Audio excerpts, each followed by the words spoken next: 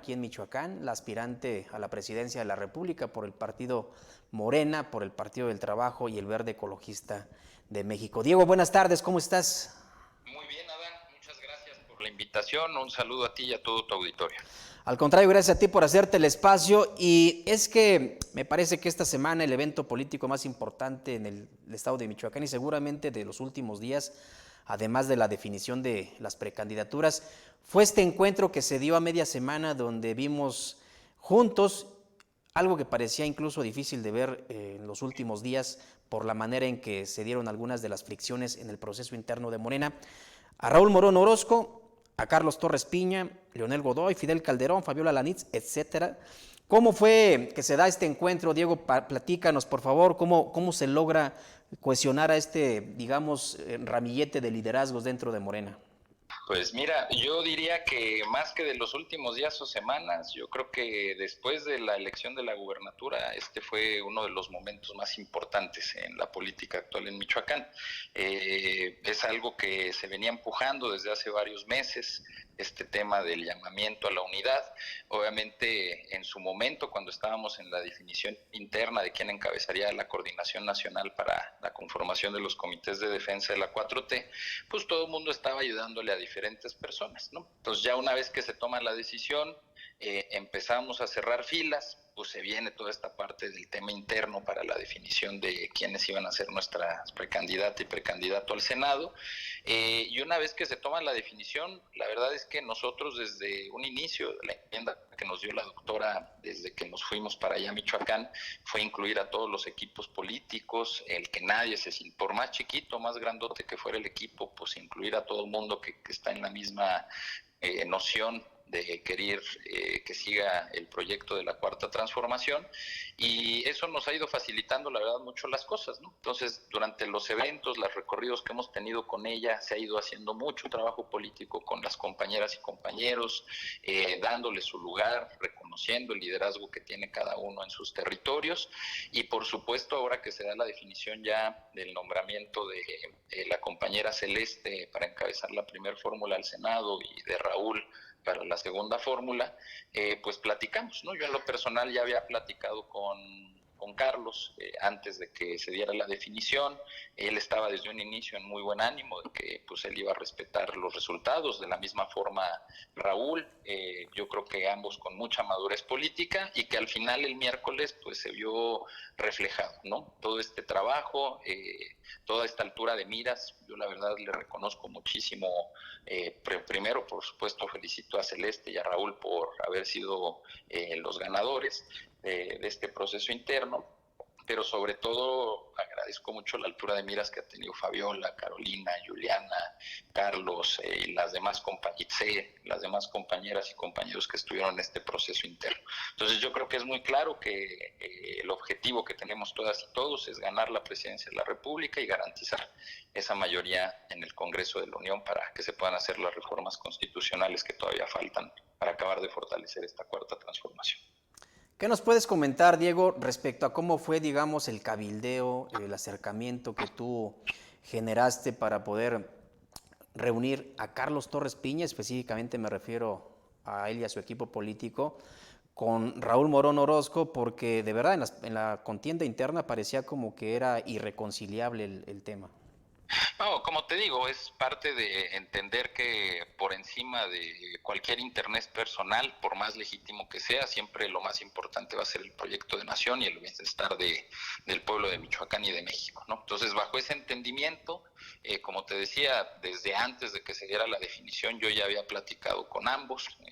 Ambos estaban en la mejor disposición de que fuera cual fuera el resultado, pues se iba a cerrar filas.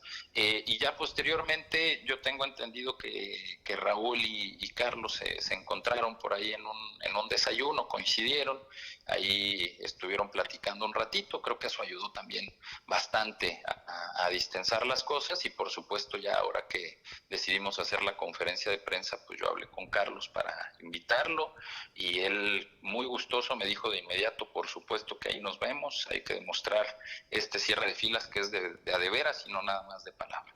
¿No hubo ningún tipo de condicionamiento de ninguno de los aspirantes o las Absolutamente nada. aspirantes que no fueron favorecidas con la definición de candidaturas? ningún condicionamiento de ningún tipo. Eso fue, yo creo que lo que más rescataría, ¿no? Que pues al final el bienestar de la gente y la continuidad del proyecto pues no puede estar expensas de algún tipo de acuerdo de negociación, ¿no? Como te decía, creo que todas y todos tenemos mucha experiencia política, mucha madurez en este sentido y sabemos perfectamente que lo más importante es mantener este rumbo que está dándole tantos buenos resultados al país. Las ausencias que hay que reconocerlo fueron pocas, pero al final ausencias, Selene Vázquez, de la información que tengo al alcance, Itze Camacho, que entiendo que por asuntos de agenda no pudo estar, y algunas otras por ahí que se me puedan escapar, son, digamos, de peso, empañan de alguna manera este encuentro político, Diego. No, porque al final nosotros invitamos a todas las personas que estuvieron en la contienda interna, aun cuando no hubieran sido quienes habían estado más en el reflector o en el foco, justo en este ánimo de la unidad. Quienes no pudieron ir fue más bien por un tema personal, pues obviamente tú sabes que en estas fechas pues mucha gente ya tiene programados viajes familiares, ¿no? Para descansar unos días. Entonces, esta fue la situación, ¿no? Ahí quienes no pudieron asistir fue más por un tema de agenda, que ya traían compromisos que pues, no podían modificar que otra cuestión. ¿Qué es lo que sigue, Diego? Termina ya este 2023, se aproximan cada vez más también la definición de las precandidaturas a alcaldes y diputaciones y posteriormente las campañas constitucionales.